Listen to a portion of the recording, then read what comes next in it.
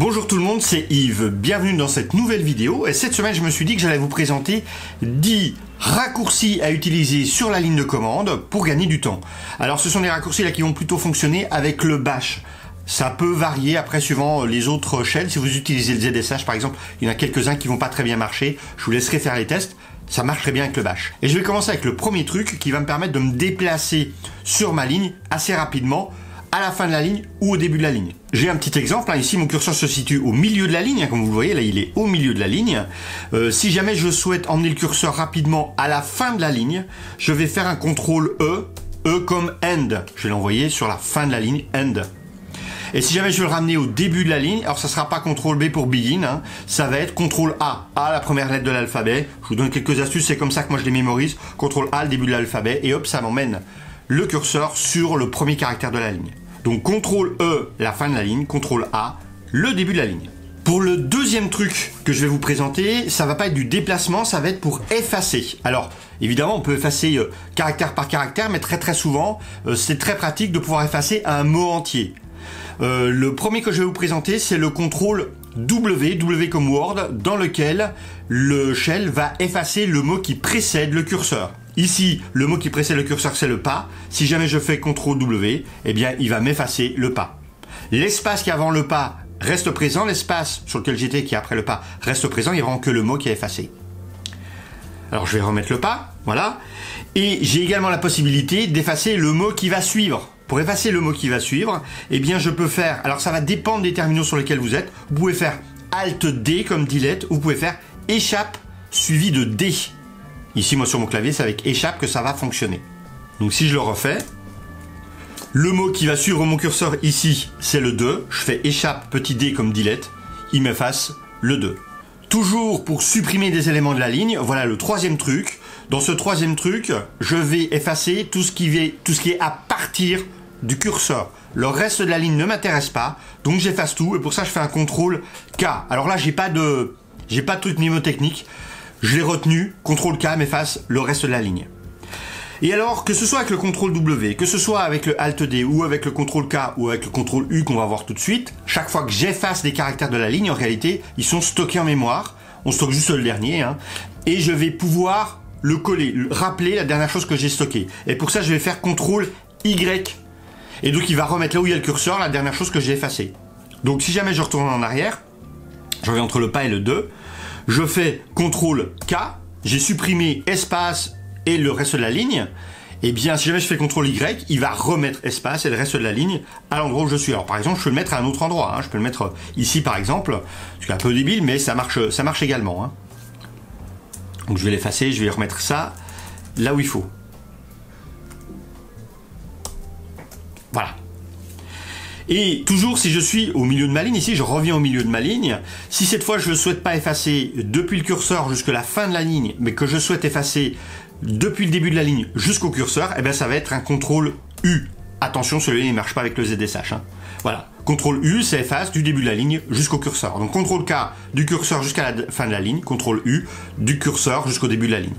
Je fais un CTRL Y pour remettre ça en place.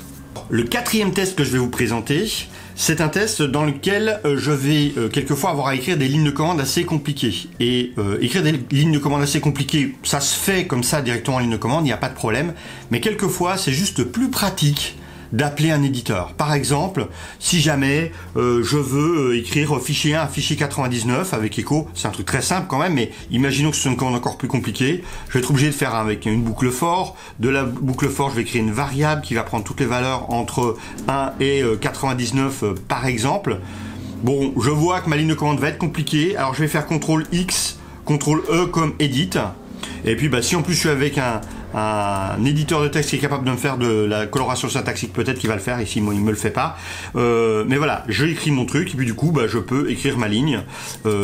Echo fichier $i par exemple, puis je fais done, donc là il va m'en afficher 99. Je vais plutôt faire ça de la façon suivante, echo -n hop, avec un espace, et puis à la fin je rajoute echo.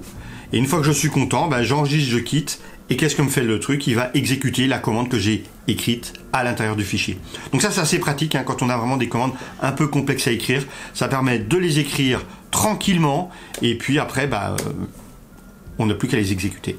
Le cinquième truc que je vais vous présenter, alors je l'utilise plus trop parce que je sais jamais où placer mon curseur, mais c'est un truc que j'utilisais régulièrement à une époque.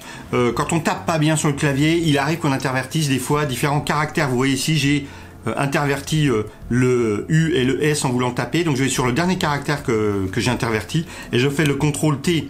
Le CTRL T, il va inverser les deux caractères qui précèdent. Donc si je reviens là, je reviens sur le S, je fais CTRL T, le U et le S vont être à nouveau inversés. Voilà, le caractère qui précède et le caractère courant sont permutés. Le sixième truc que je vais vous présenter, c'est quand on veut transformer certains mots en majuscules, on n'est pas obligé de tout retaper. Là par contre c'est avec le Alt, c'est soit Alt et en même temps on appuie sur le caractère, ou alors c'est échappe suivi du caractère. Alors si jamais ici j'ai un V qui est en minuscule, je veux que ce soit en majuscule, je vais faire échappe U. Et il me met le mot en majuscule.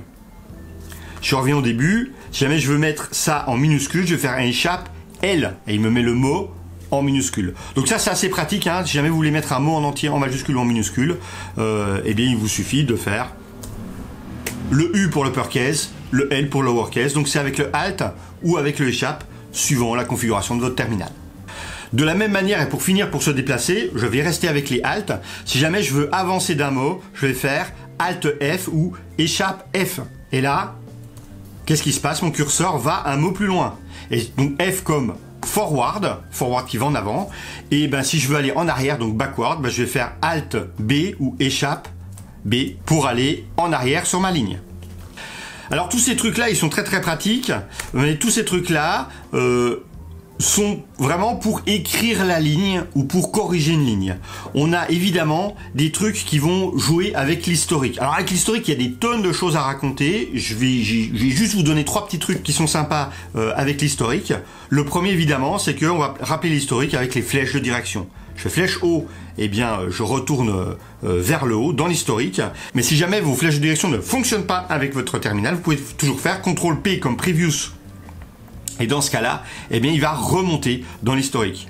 Il y a la flèche bas pour redescendre de l'historique. Ça va être le CTRL N comme Next qui va me permettre de redescendre dans l'historique. Donc ça me permet de remonter dans l'historique ou de redescendre dans l'historique. Alors après une petite fausse manip de ma part, j'espère que ça va fonctionner. Voilà le neuvième truc. Le neuvième truc, c'est quand je vais vouloir faire une recherche dans l'historique, ça peut être pratique de rechercher par rapport à des caractères qu'on a tapés précédemment. Par exemple, si jamais je souhaite rappeler la dernière commande que j'ai tapée qui commençait par echo, je peux faire CTRL R. Donc là, R comme reverse search, il va faire une recherche en remontant dans l'historique.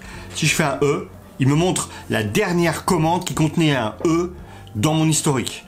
Si c'est pas abonné qui m'intéresse, c'est echo, puis c'est pas celle-là, je fais un C et vous voyez, hop, il va m'afficher la dernière fois qu'on avait tapé EC dans l'historique. Donc là, moi j'ai tapé echo en entier, comme ça c'est le mot echo que je veux, mais c'est pas cette commande echo que je veux retrouver.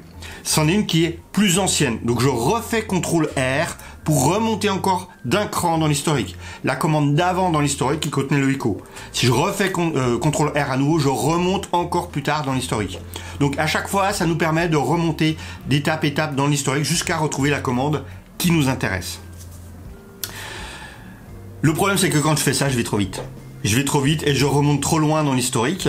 Donc là, il y a une astuce qui ne fonctionne pas dans tous les cas. Je vous montrerai ce qu'il faut faire si jamais elle ne fonctionne pas. C'est que on peut faire CTRL S pour redescendre l'historique. Et là, le CTRL S, vous le voyez. Enfin, vous voyez peut-être pas, mais à l'écran, il ne se passe rien parce que mon CTRL S ne marche pas. Donc, qu'est-ce que je vais faire pour que ça fonctionne? Alors, je vais faire CTRL G pour abandonner ma recherche. Voilà.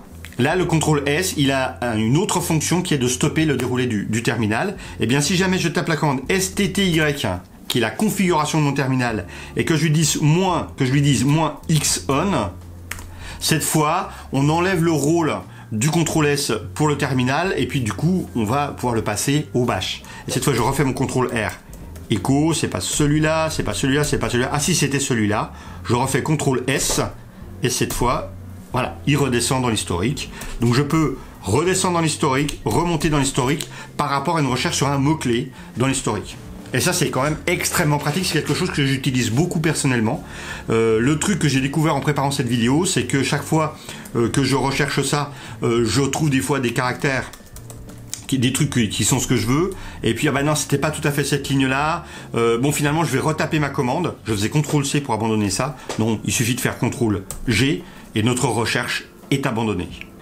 Et puis pour finir, le dernier truc que je vais vous présenter, il est assez pratique parce qu'il va rappeler le dernier mot qui a été tapé sur la ligne précédente dans l'historique. Si jamais je fais écho bonjour la compagnie, j'appuie sur entrée, voilà, il m'affiche bonjour la compagnie.